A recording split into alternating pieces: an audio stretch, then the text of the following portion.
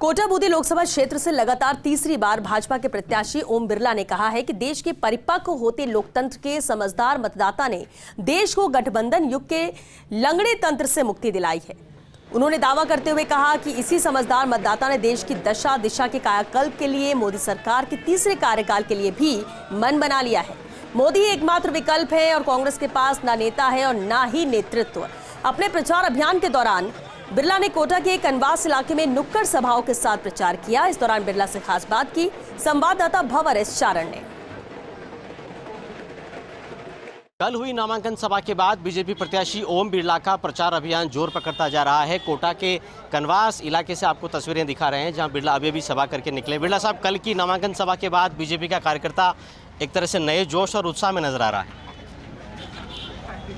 कार्यकर्ता तो मोदी जी के नाम से यूँ उत्साह और जोश में है।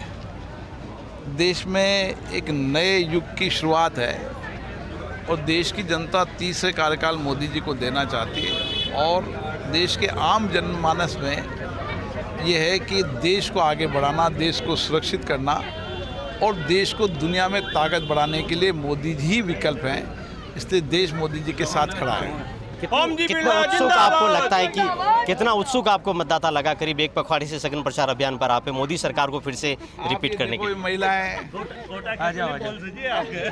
आपके मोल लगे महिलाएं घरों से निकल के आ रही है और ये मोदी सरकार बनाने के लिए उत्सुक है। आपने कहा कि कांग्रेस को वोट देना वोट को खराब करना है।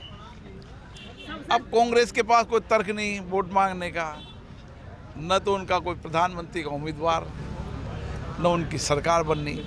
तो जनता को बताना पड़ेगा कि आपका मत सही निर्णायक जगह पड़े ताकि आपके मत से मोदी जी को और देश के अंदर मतों का प्रतिशत बढ़े ताकि दुनिया के अंदर मोदी जी की ताकत और बढ़े। आखिरी सवाल बिरला साहब, ऐतिहासिक फैसले हुए हैं इस कार्यकाल में, आप भी लोकसभा के स्पीकर इस दौरान रहे।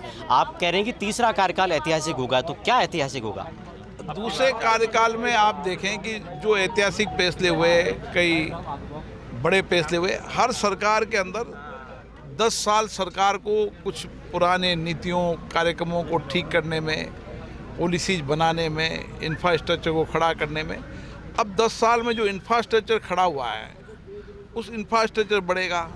मोदी जी ने पूरे सेक्टर्स के अंदर 2047 के अंदर देश कैसा विकसित भारत बनेगा उसका रोड मैप तैयार किया है। उस रोड मैप के माध्यम से हर सेक्टर के अंदर, कोई एक सेक्टर नहीं है, हर सेक्टर के अंदर किस तरीके से 2047 तक हम विकसित भारत की राह पर पहुंचेंगे उसकी कार्य योजना बनेगी। उसके एग्जीक्यूशन का काम तीसरे कार्यकाल में होगा। क्या आपको लगता है जनता इन सब बातों को समझ पा रही है कि देश किस तरफ जाएगा अगर मोदी सरकार तीसरा कार्यकाल लेती है? देखो, मतदाता बड़ा समझदार है। 2014 के पहले देश के अंदर गठबंधन की सरकारें हुआ करती थी और लोगों को मानना था कि गठबंधन का युग समाप्त नहीं हो सकता। मैं इसी गांव के धुलेट में गया, वहाँ बंजारा बस्ती में जब बैठा तो लोगों ने कहा मोदी जी को वोट देंगे। उन्होंने मोदी जी को क्यों वोट देंगे कि मोदी जी ही देश को बदल सकते हैं। एक मतदाता बहुत समझदारी से मतदान करता है और बहुत निर्णायक मतदान करता है। देश की जनता और मोदी जी का अति विश्वास है और ये विश्वास मतों में भी दिखेगा। तो मतदाता समझदार हो गया है, कह रहे हैं बीजेपी के प्रत्याशी ओम बिरला, और एक बार फिर से मोदी सरकार रिपीट होगी इसको लेकर वो आश्वस्त नजर आ रहे हैं। लगातार उन्होंने अपने प्रचार अभियान को पूरे लोकसभा क्षेत्र में गति दे रखी है और लगातार गाँवों कस्बों में पहुँच करके और मतदाताओं के साथ बिरला संवाद कर रहे हैं। कैमरामैन आकाशदीप सिंह के साथ भंवर एस चारण, first India news, Kanwas, Kota.